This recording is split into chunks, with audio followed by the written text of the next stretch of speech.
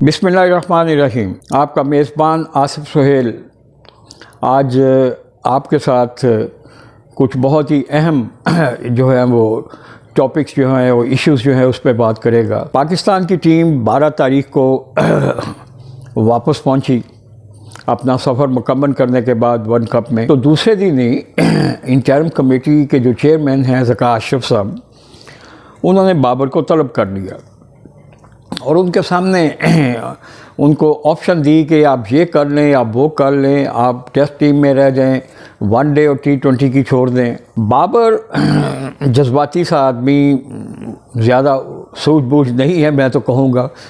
उसने जनाब वो गुस्सा कर गया। उसने कहा जी मैं तीनों फॉर्मेट से अपने आप को अलहदा करता हूँ। वो तो तैयार बैठे थे ज़का अशरफ साहब और यही सुनना चाहते थे बाबर के मुंह से, और बाबर ने उनकी मुश्किल जो थी वो आसान कर दी।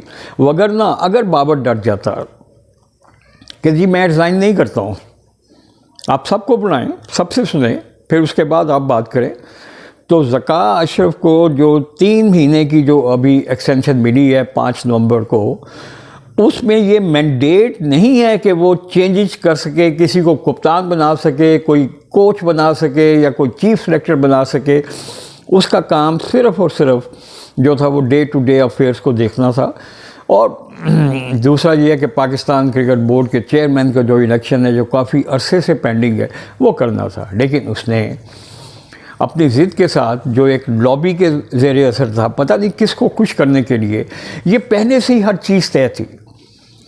वर्ल्ड कप के दौरान ही इस किस्म की वाइब्स आ रही थी कि बाबर आजम की जो कप्तानी है वो ख़तरे में है। और मुझे बड़े अफसोस के साथ ये कहना पड़ता है कि कराची की जो स्पोर्ट्स लॉबी है उसमें ब्लैकमेलर्स हैं, और वो ब्लैकमेलर्स जो हैं उनका पाकिस्तान क्रिकेट बोर्ड के साबिक चेयरमैन रमीज़ राजा ने बाकायदा ऑन एयर नाम लेके कहा था कि ये लोग जो हैं ये ब्लैकमेलर हैं। वो ब्लैकमेलर जो थे वो एक्चुअली सरफराज को आगे लेके आना चाहते थे कि उसको कप्तान बनाया जाए। लॉबिंग यही हो रही थी कि बाबर को हटाया जाए, बाबर की ऐसी की तैसी, सरफराज जो है उसको बनाया जाए कप्तान।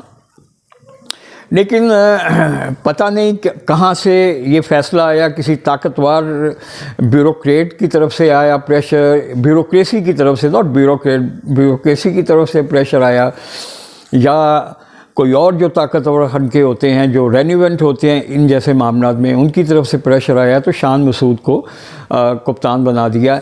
इस लिहाज से मैं समझता हूँ कि कराची की जो वो लॉबी जिसका मैंने आपसे जिक्र किया है, जो माफिया है, स्पोर्ट्स माफिया, 3-4-5 बंदे हैं, वो यही वो स्टेक होल्डर बने हुए हैं, मामे चाचे बने हुए हैं पाकिस्तान के क्रिकेट के।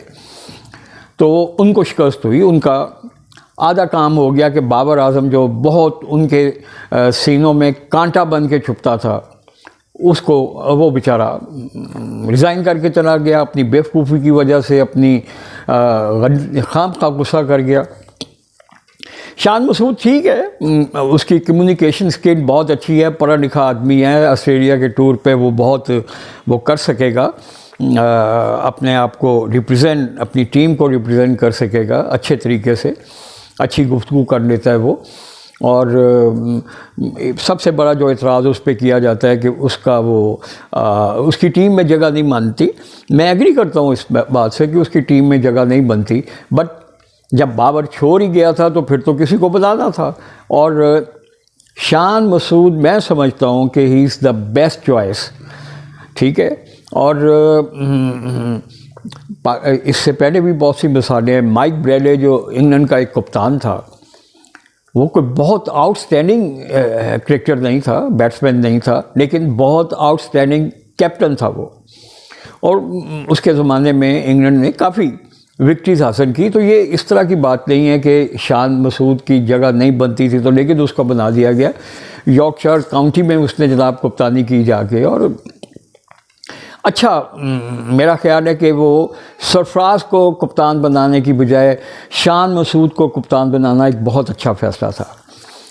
कुछ और फैसले जो हुए हैं वो उसमें मुझे समझ नहीं आती है कि क्या ज़का अशरफ साहब जो हैं वो इस कदर जल्दी में हैं क्या बात है, क्यों वो इस तरह के फैसले कर रहे हैं?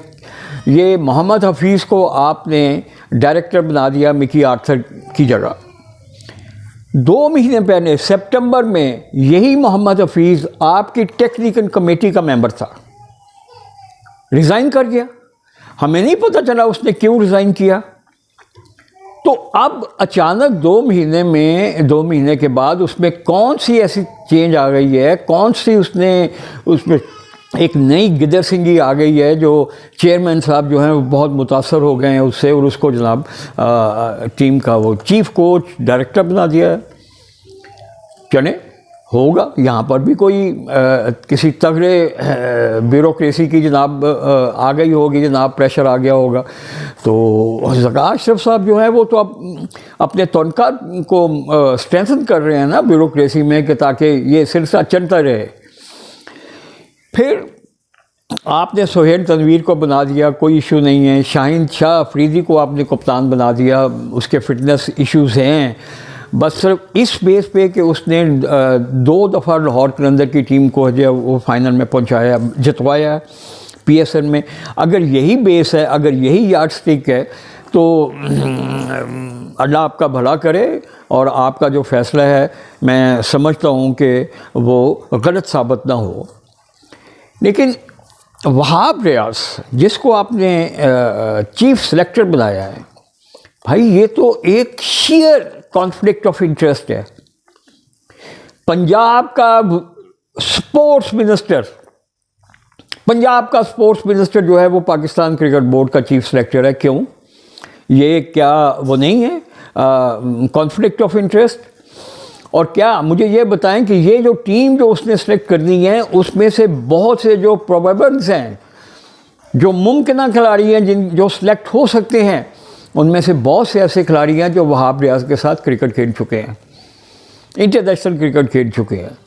तो ये दोस्तियाँ, यारियाँ, ये सारी चीज़ें जो हैं उसमें इसको वहाब रियाज को बना दिया गया। ये बहुत ही गलत इक़दाम है। और एक और मैं आपको बात बता दूँ, ये वहाब रियाज, सलमान बट, मोहम्मद आसिफ और मोहम्मद आमिर के बाद चौथा पाकिस्तानी क्रिकेटर था जिसको स्कॉटलैंड यार्ड पुलिस ने इन्वेस्टिगेट किया था 2010 में, जो स्पॉट फिक्सिंग का स्कैंडल हुआ था।